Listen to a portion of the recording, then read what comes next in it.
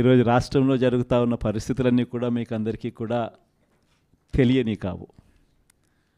రాష్ట్రంలో జరుగుతూ ఉన్న దారుణమైన పరిస్థితులు ఎలాగున్నాయి అంటే ఇంతకుముందు ఎప్పుడు జరగల. అసలు మనం అధికారంలో ఉన్నప్పుడు ఏ రోజు ఎంకరేజ్ చేయాల. ఎన్నికలు అయ్యేదాకా మాత్రమే రాజకీయాలు, ఎన్నికలు అయిపోయిన తర్వాత మనకు ఓటు వేయని వారు కూడా మనవారే అన్నట్టుగానే ప్రతి అడుగు కూడా మనం అలాగే వేసాం. ఏ స్థాయిలో అలా అడుగులు వేశాము అని అంటే ఏకంగా మనకు ఓటు వేయని వారిని సైతం కూడా వెతుక్కుంటూ వెళ్ళి డోర్ డెలివరీ చేస్తూ ప్రతి పథకం కూడా అమలు చేశాం.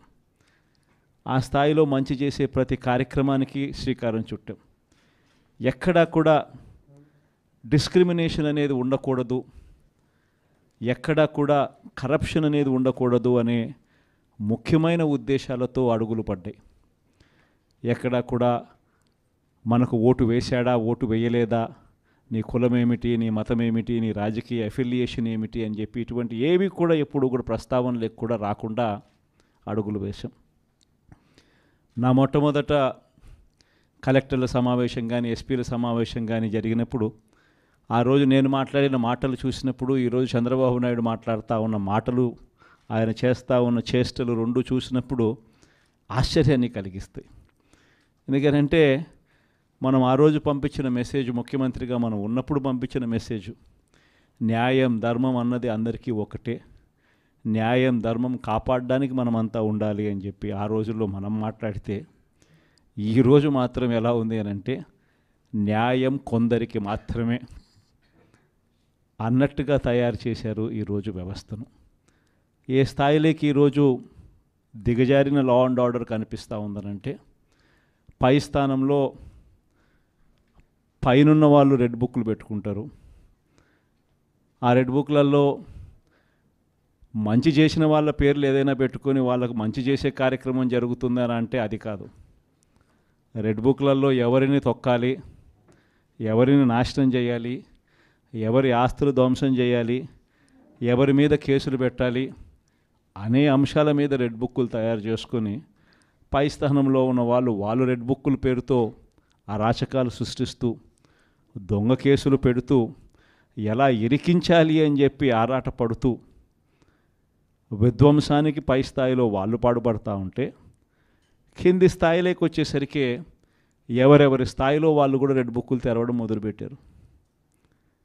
నియోజకవర్గ స్థాయిలో వాళ్ళు, మండల స్థాయిలో ఇంకొకరు, గ్రామ స్థాయిలో కూడా ఇంకొకరు కూడా రెడ్ బుక్స్ ఓపెన్ చేసి వాళ్ళు కూడా విధ్వంసానికి పాల్పడడం జరుగుతూ ఉంది.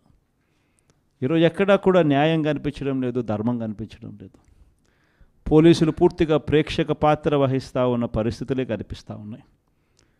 మొట్టమొదటిసారిగా ఈరోజు పోలీసుల సమక్షంలోనే పోలీసులు దగ్గరికి ఎవరైనా కూడా మాకు అన్యాయం జరిగిందని చెప్పి పోలీసుల దగ్గరికి వెళ్ళి కేసు పెట్టడానికి మనం ప్రయత్నం చేస్తే ఎదురు కేసులు మన వారిపై కూడా వాళ్ళే పెట్టే పరిస్థితులకి ఈరోజు కనిపిస్తూ ఉన్నాయి.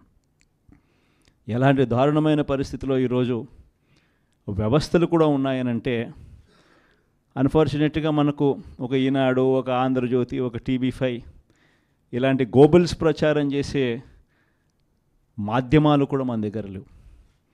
నాకు ఆశ్చర్యం అనిపించింది మనం చూస్తూ ఉంటే పెద్దిరెడ్డి రామచంద్రారెడ్డి గారి మీద జరుగుతూ ఉన్న పరిణామాలు. అసలు ఎక్కడో పేపర్లు ఏదో కాలిపోయాయి అంటే ఏదో ఆఫీస్లో, అధికారంలోకి వచ్చిన తర్వాత 2 నెలల తర్వాత ఏదైనా ఆఫీస్లో పేపర్లు కాలిపోతే, లేకపోతే ఏదైనా కారణం చేత ఆ పేపర్లు కాలిపోతే ఆ పేపర్లో కాలిపోయిన దానికి రామచంద్రారెడ్డికి ఏం సంబంధం? ఎవరు అధికారంలో ఉన్నారు, ఎవరి గవర్నమెంట్లో ఉన్నారు? అందులో ఒక చోట పేపర్లు కాలిపోతే కింద ఆఫీసులలో పేపర్లు దొరుకుతాయి, పైన కలెక్టర్ల ఆఫీసులలోనూ పేపర్లు దొరుకుతాయి, RDO ఆఫీసులలో పేపర్లో కాలిపోతే MRO ఆఫీసులలో పేపర్లు దొరుకుతాయి, MRO ఆఫీస్లో దొరుకుతాయి, పైన కలెక్టర్ల ఆఫీసులో దొరుకుతాయి, పైన దాంతకన్నా పైన HOD ఆఫీసులలో కూడా దొరుకుతాయి.